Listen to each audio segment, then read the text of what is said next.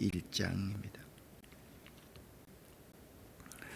마태복음 21장에는 예수님의 예루살렘 입성 사건과 더불어 순환주간이 시작되는 내용을 말하고 있습니다. 예수님의 순환과 죽으심과 부활은 구속 역사에 있어서 가장 중대한 사건으로서 예수의 생애 중 마지막 한 주간의 사건은 복음서의 3분의 1을 차지하고 있습니다. 그러니까 21장부터 27장까지 이 내용이 마지막 생애의 일주일간 기간이다라고 여러분 생각하시면 됩니다. 예수님이 예루살렘에 입성하신다. 그것은 십자가에 죽으러 올라가신다와 똑같은 단어입니다. 20장에서 네 가지 이야기를 여러분과 함께 나누었습니다. 그러니까 20장에서 제일 마지막에 두 소경을 고치신 사건이 나오는 네 가지 사건을 다루었다는 것은 21장의 예수님의 예루살렘 입성 전에 왜 이런 이야기로 마무리하고 있을까를 우리가 생각하게 되는 것입니다. 마태가요, 포도원 품꾼의 비유를 했지 않습니까? 오전 9시 인생과 오후 5시 인생이 있다. 천국은 누가 얼마만큼 일을 많이 했느냐, 그것이 아니라 대가 없이 주어지는 것이다. 그것이 포도원 품꾼의 비유의 의미입니다. 그리고 살로메가 자기의 두 아들을 높은 자리에 앉혀달라고 요청을 하고 10명의 제자가 그러한 요청에 대해서 굉장히 분이 여기는 예수님께서 말씀을 하시지 않습니까? 여러분, 높아지고 싶습니까? 낮아져야만 합니다. 어뜸이 되고 싶습니까? 꼴찌가 되어야만 합니다. 그리고서 여리고에 두 맹인을 고치는 이야기. 그러니까 두 맹인을 고치신 이적은 제자의 바른 삶에 대한 길잡이가 되고 있습니다. 메시아이신 예수님을 바로 바라보고 영접하는 사람은 두 눈이 뜨여진 사람이지만 끝까지 자기를 주장하고 메시아이신 예수를 영접하지 않는 사람들은 이 두 맹인처럼 고침을 받아야 될 사람이다라는 의미이죠. 말씀드렸듯이 21장부터 27장까지는 예수님 생애의 마지막 주간의 사건을 기록하고 있습니다. 21장에서 예수께서는 예루살렘의 평화의 왕으로 입성하고 있는 장면입니다. 오늘 이 사건이 있은 지 닷새 후에 십자가에 못 박혀 죽으시는 순환을 당하시게 되는데, 예수님께서 사신 생애는 철저히 이 성경에 예언된 대로 하나님의 뜻 안에서 사신 삶이었음을 21장부터 27장에서 계속적으로 우리에게 보여주고 있습니다. 어제의 두 질문입니다. 우리들은 항상 두 종류의 잔을 생각하며 살아갑니다. 이제 예수님께의 순환의 일주일을 시작하면서 여러분은 예수께서 걸으신 그 길, 마신 그 잔, 십자가 고난의 쓴 잔을 추구하며 살아가는 그리스도인입니까? 아니면 지금도 영광의 자리, 영광의 잔을 들려고 그것이 우리 삶의 존재 이유가 되는 삶인지를 한번 생각해 볼 수 있기를 바랍니다. 순환주간의 첫째 날에 이루어진 사건 중에서 21장에 언급되어 있는 아주 중요한 두 사건이 있습니다. 나귀를 타고 예루살렘에 입성하시는 승리의 입성 사건이고, 두 번째는 성전을 정화하신, 성전을 청결하게 하신 사건입니다. 먼저 나귀 새끼를 타고 예루살렘으로 승려 입성을 하시는 예수님의 모습을 한번 살펴보겠습니다. 보도록 하겠습니다. 1절부터 5절까지의 말씀을 함께 읽겠습니다. 그들이 예루살렘에 가까이 가서 감람산 벳바게에 이르렀을 때 예수께서 두 제자를 보내시며 이르시되 너희는 맞은편 마을로 가라. 그리하면 곧 매인 나귀와 나귀 새끼가 함께 있는 것을 보리니 풀어 내게로 끌고 오라. 만일 누가 무슨 말을 하거든 주가 쓰시겠다 하라. 그리하면 즉시 보내리라 하시니 이는 선지자를 통하여 하신 말씀을 이루려 하심이라 일렀으되 시온 딸에게 이르기를 내 왕이 내게 임하나니 그가 겸손하여 나귀 곧 멍에 매는 짐승의 새끼를 탓도다 하라 하였느니라. 아멘. 우리는 평소에 보면 맞은편 마을에 나귀 새끼가 매여 있을 것이다, 그렇게 이해를 하고 있는데 여기 2절 말씀은 마태가 좀 더 구체적으로 말씀하고 있습니다. 매인 나귀 어미와 나귀 새끼가 있을 것이다. 그런데 이 나귀 새끼, 아직까지 멍에를 메어보지 않는 나귀 새끼를 끌고 오라, 그렇게 말씀했다는 겁니다. 새끼를 내어주는 어미의 마음, 하나님께서 자기의 독생자를 이 세상에 내어주는 마음과 아주 유사한 그러한 내용임을 알 수가 있고, 오늘 이 말씀을 하시는 것은 선지자를 통하여 하신 말씀을 이루려 하심이라, 그렇게 말씀하고 있습니다. 예수께서는 두 제자를 맞은편 마을로 보내면서 매인 나귀와 나귀 새끼 중에서 나귀 새끼를 내게로 끌고 오라 하시면서 만일 주인이 나귀에 대해서 의문을 제시하면서 안 주려고 하면 주가 쓰시겠다 하라 말씀하셨습니다. 이 말씀은 그 나귀의 실소유주는 예수님 자신이라는 뜻입니다. 예수님께서는 선지자의 입을 통하여서 하신 말씀을 이루시는 메시아이십니다. 예수님께서는 선지자 스가랴의 예언대로 나귀 새끼를 타고 예루살렘 성에 입성하셨는데, 이처럼 예수님께서 나귀 새끼를 타고 입성하신 이유를 성경은 겸손하기 때문이다 라고 말씀하고 있습니다. 자, 20장에서 다시 돌아갑니다.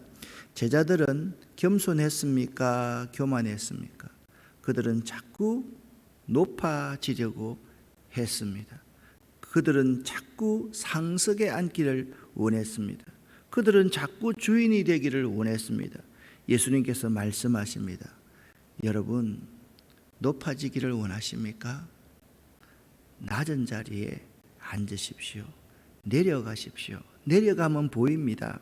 겸손이라는 단어는요, 남을 존중하고 자신을 내세우지 않는 태도를 겸손이라고 말을 합니다. 성 어거스틴은 천사를 마귀로 떨어뜨리는 것은 교만이고 사람을 천사로 끌어올리는 것은 겸손이라, 그렇게 말했습니다. 앤드류 머레이는 그대 높은 삶의 차원을 살기를 원한다면 한층 더 밑으로 내려가 보라, 그렇게 말을 했습니다. 겸손을 배우려면 자신을 보잘것 없거나 빈약한 존재로 여길 것이 아니라, 그러니까 내 자신이 보잘것없다, 빈약한 존재로 여기는 것은 겸손이 아닙니다. 아예 자신을 생각조차 하지 말아야지 자신이 없어지는 것, 자신이 하늘의 밀로 죽어지는 것, 그것이 겸손임을 알아야만 합니다. 우리는 많은 경우에 자신을 보잘것없다, 아이고 내가 예수 때문에 이렇게 하지, 예수 아니면 절대로 이렇게 안 하지, 그런 것은 겸손이 아니라는 겁니다. 그런 것은 그저 자기 성질을 누그러뜨리는 것이지 겸손이라고 말할 수가 없습니다. 아예 자신을 생각조차 하지 않는 것, 이것이 예수의 겸손이었습니다. 하늘 영광을 버리시고 이 땅에 오셔서 십자가 위에서 자신을 죽기까지 복종하셨던 예수가 겸손의 모범이라는 사실을 알아야만 합니다. 예수님께서는 나귀를 타시고 예루살렘에 이렇게 입성하십니다. 6절부터 11절까지의 말씀 함께 읽습니다. 제자들이 가서 예수께서 명하신 대로 하여 나귀와 나귀 새끼를 끌고 와서 자기들의 겉옷을 그 위에 얹음에 예수께서 그 위에 타시니 무리의 대다수는 그들의 겉옷을 길에 펴고 다른 이들은 나뭇가지를 베어 길에 펴고 앞에서 가고 뒤에서 따르는 무리가 소리 높여 이르되 호산나 다윗의 자손이여 찬송하리로다. 주의 이름으로 오시는 이여 가장 높은 곳에서 호산나 하더라. 예수께서 예루살렘에 들어가시니 온 성이 소동하여 이르되 이는 누구냐 하거늘 무리가 이르되 갈릴리 나사렛에서 나온 선지자 예수라 하니라. 아멘. 예수님의 예루살렘 입성을 본 무리들은 자기들의 겉옷을 벗어서 길에 폈고 나머지는 나뭇가지를 베어 길에 폈습니다. 이것은 예수를 왕으로 환호하는 경의의 표시였습니다.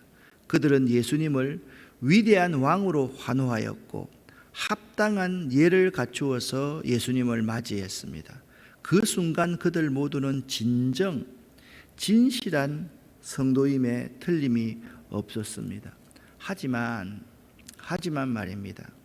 몇 날이 못 되어서 바로 이들이 예수를 십자가에 못 박아야 한다고 외치는 폭도들로 변한 것입니다. 그들은 예수님의 겉모습만 보고 중심을 보지 못하고 그들 스스로도 겉모양만 변한 것 같았지만 속은 하나도 변한 것이 없었던 것입니다. 믿음에 있어서 참 주의해야 할 것은 겉모양만의 변화된 모습을 가지면 안 된다라는 것입니다. 예수님 당시 종교 지도자들의 문제점도 속으로는 악하면서 침상 위에서 악을 꾀하면서 겉으로는 매우 종교적인 모습을 드러내 보였습니다. 길거리에서 손을 들고 기도하고 헌금을 할 때는 헌금이 소리나게 동전을 많이 바꿔서 떨어뜨리고 다른 사람을 구제하고 금식하는 그러한 형식적인 외형의 종교인들이었습니다.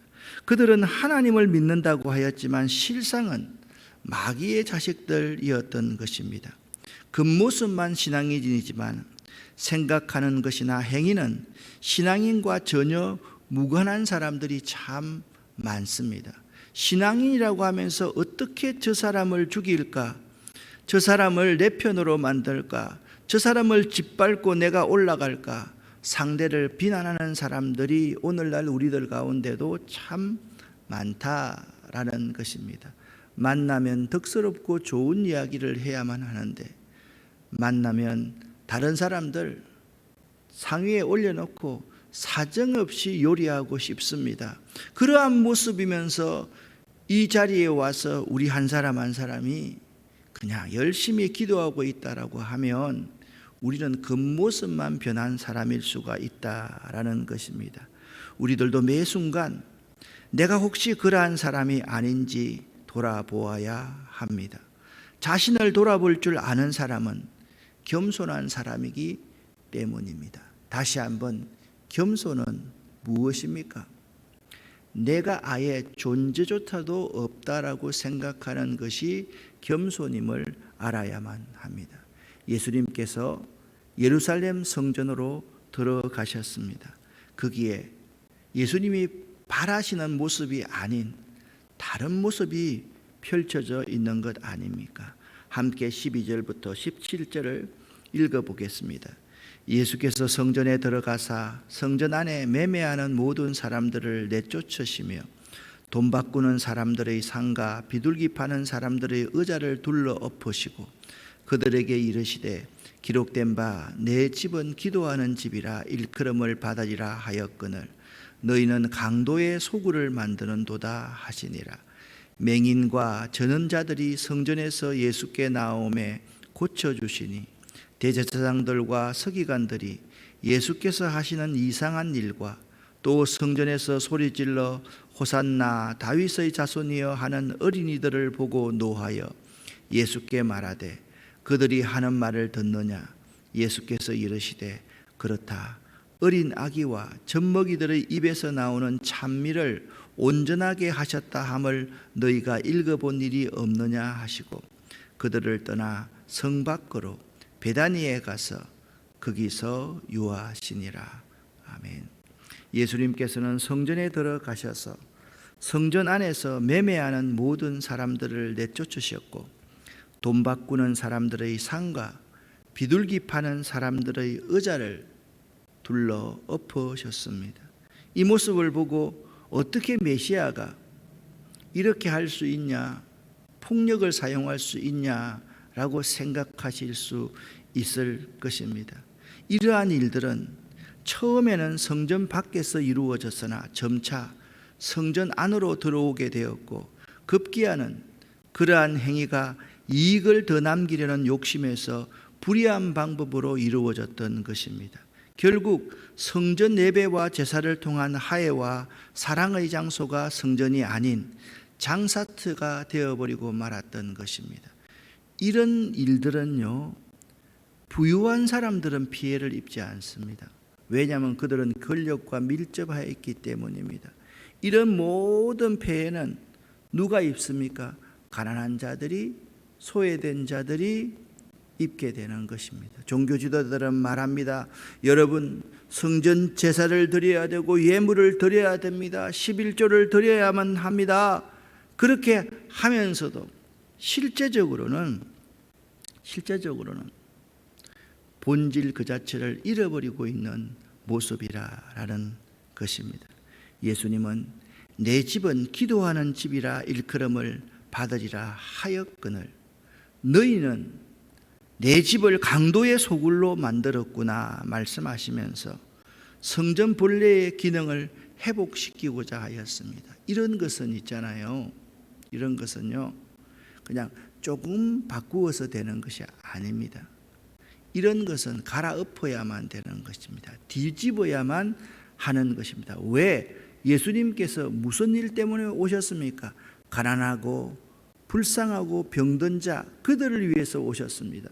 성전에 있는 모든 지도자들, 그리고 거기에 빌붙어 사는 사람들은 가난한 자들을 착취하는 사람이었기 때문에 예수님의 이런 행위는 매우 당연했다라고 볼 수 있어야만 할 것입니다. 예수께서 십자가 위에서 운명하실 때 성소의 휘장이 위에서부터 아래로 찢어짐으로 자신이 죽어짐으로써 성전의 기능을 제대로 완성시키셨던 것입니다.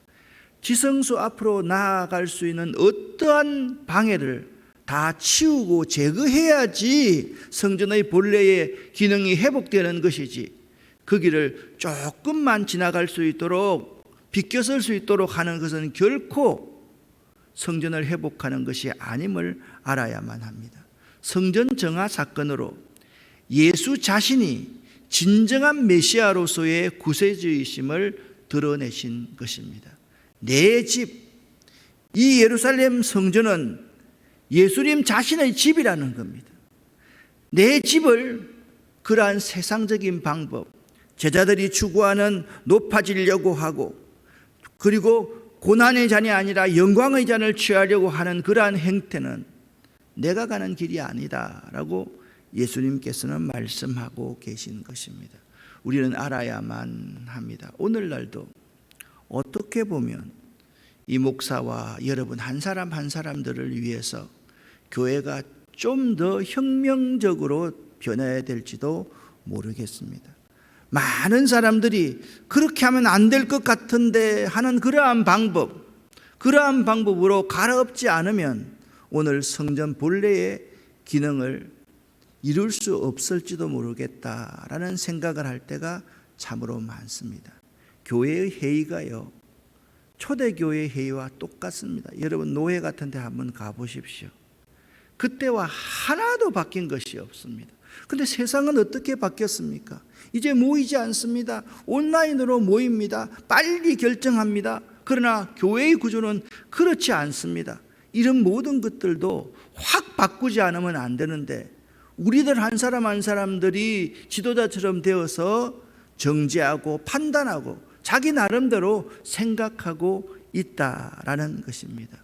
이것을 예수님께서는 무화과 나무에 대한 저주와 믿음의 능력에 대해서 말씀하심으로써 결론 맺고 있습니다. 18절부터 22절까지의 말씀입니다.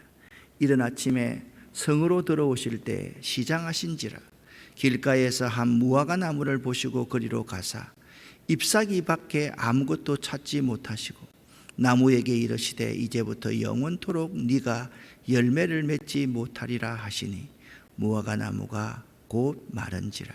제자들이 보고 이상히 여겨 이르되 무화과 나무가 어찌하여 곧 말랐나이까. 예수께서 대답하여 이르시되 내가 진실로 너희에게 이르노니 만일 너희가 믿음이 있고 의심하지 아니하면 이 무화과 나무에게 된 이런 일만 할 뿐 아니라 이 산 들어 들려 바다에 던지라 하여도 될 것이요 너희가 기도할 때에 무엇이든지 믿고 구하는 것은 다 받으리라 하시니라. 아멘. 무화과 나무의 저주의 사건은 성전 정화의 사건과 긴밀한 연결이 있다는 사실을 알아야만 합니다. 시장함을 느끼신 예수께서 무화과의 열매를 구했으나 얻지 못합니다. 예수께서 잎만 무성하고 열매 없는 그 나무를 저주하시자 그 나무가 즉시 뿌리까지 말라 죽어버렸습니다. 이 사건이 상징하는 메시지가 매우 중요합니다. 그들은 예수를 그리스도로 영접하지 않고 율법의 형식과 외식적인 삶만 주장하던 열매 없는 무성한 무화과 나무였던 것입니다. 예수께서는 그러한 그들의 신앙 행태에 경고를 하셨습니다. 제자들이 그 사건을 보고 이상히 여겨 왜 무화과 나무가 말랐습니까? 라고 할 때 예수께서는 이렇게 말씀하셨습니다. 만일 너희가 믿음이 있고 의심하지 아니하면, 그러니까 그 사람들은, 그 종교 지도자들은 믿음이 있었다는 것입니까? 믿음이 없었다는 것입니까? 그들은 의심하였다는 것입니까? 의심하지 않았다는 것입니까? 무화과 나무를 보면서 율법주의자들, 그 시대의 종교 지도자들, 그리고 우리들의 모습을 잘 볼 수 있어야만 합니다. 믿고 구한 것은 다 받으리라 라고 말씀을 하고 계십니다. 율법적인 형식과 외식을 통하여 생활하는 의미를 찾는 사람들은 진실한 믿음이 없는 자들이고, 예수를 진심으로 영접하고 그를 따르기로 작정한 사람들은 진실된 믿음의 소유자입니다. 사랑하는 여러분, 여러분과 제가 혹시나 잎만 무성한 무화과 나무가 아닌지를 한번 생각해 보시기를 바랍니다. 여기 나뭇잎을요, 오늘날 우리 상태로 적용하면 이 잎이라고 한번 생각해 보면 어떻겠나라는 생각을 해 보았습니다. 잎만 살아있는 그리스도인이 아닌가. 생활 중에서 정말 예수가 정언하기를 원했던 그러한 삶과는 전혀 상관없는 삶을 살고 있는 사람이 우리들이 아닌가. 예수님께서는 어떤 사역을 하시면서 자신이 메시아임을 증명해 보이셨습니까? 우리는 어떤 사역을 함으로써 내가 그리스도이심을 이 세상 가운데 드러내어야만 하는 것입니까? 회당에서 가르치시며 천국 복음을 전파하시며 백성 중에 약한 것과 병든 것을 고치심으로 통해서 예수님은 자신이 메시아임을 드러내셨습니다. 여러분과 제가 예수를 따르는 예수 믿는 자들 아닙니까? 여러분은 복음을 가르치기 위해서 복음을 열심히 배우고 익히는 그러한 사람들입니까? 여러분은 매사에 천국 복음, 천국이 무엇인지를 바로 이해하고 이 하나님 나라를 이 땅에 세워나가기를 원하시는 자들입니까? 여러분은 항상 소외된 자들, 내가 항상 소외된 자들을 착취하는 그러한 사람이 아닌가. 이 세상 가운데 병들고 찌들리고 죄지은 사람들이 이 교회에 오는 것을 막는 사람이 아닌가. 저 사람 과거에 저랬대.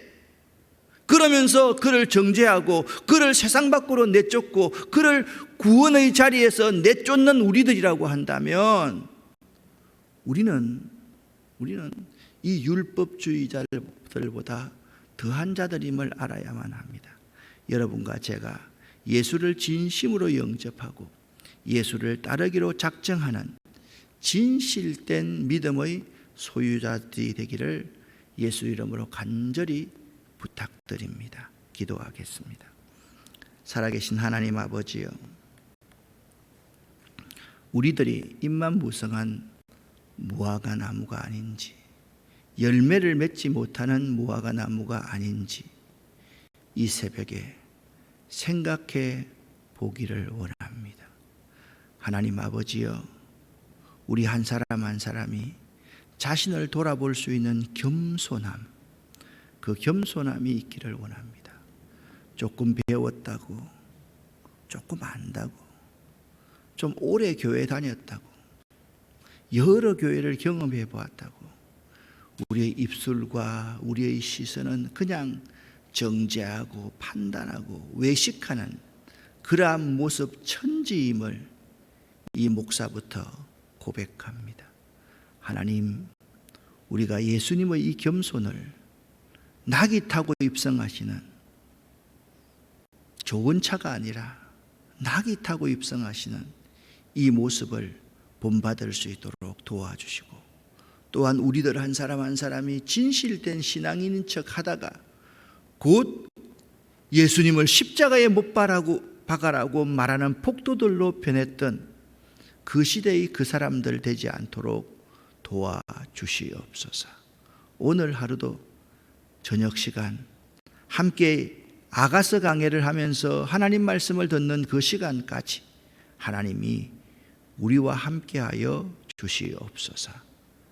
이 새벽에 기도하는 우리 모두의 기도를 들어 응답하여 주시옵소서. 예수 그리스도 이름으로 축복하옵고 간절히 기도 올립니다. 아멘.